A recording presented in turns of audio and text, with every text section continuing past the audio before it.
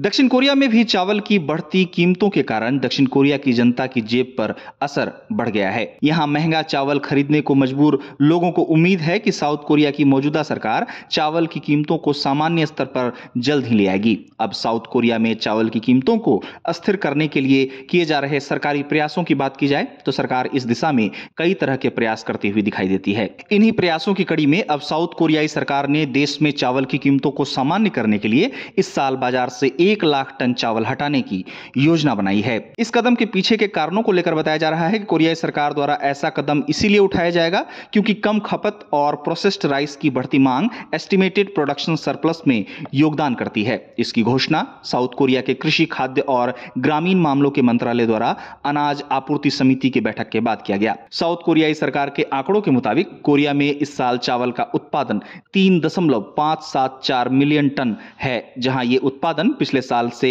11,000 ton कम है। हालांकि south Korea में टेबल चावल की मांग में लगातार गिरावट और प्रोसेस्ड चावल के उपयोग में वृद्धि के कारण अपेक्षित खपत 3.409 मिलियन टन कम दर्ज किया गया है। बताया जा रहा है कि इस कारण से सरप्लस चावल 1,65,000 टन रहने का अनुमान है। अब साउथ कोरिया में चावल की बढ़ती कीमतों पर लगाम लगाने के लिए सरकार ने 1 लाख टन चावल को बाजार से अलग करने की योजना बनाई है, जहां इसमें से 55,000 टन चावल सरकारी ऋणों के माध्यम से स्थानीय वितरकों को पहले आपूर्ति किए गए चावल से लिए जाने की बात सामने आई है। वहीं शेष 45,000 टन चावल को सरकार द्वारा औद्योगिक उपयोग के लिए निर्धारित किए जाने की योजना है। आपको बता दें कि इस नियम के अनुसार साउथ कोरिया ने पहले भी चावल की कीमतों को घरेलू स्तर पर सामान्य करने में सफलता पाई है, जहां 2021 में कोरियाई सरकार द्वारा 2,70,000 टन के सरप्लस के बाद भी बाजार में हस्तक्षेप में देरी के बाद भी चावल की कीमतों में भारी गिरावट देखने को मिली थी। इसके साथ ही आपको बता दें कि साउथ कोरियाई सरकार द्वारा पिछले साल ही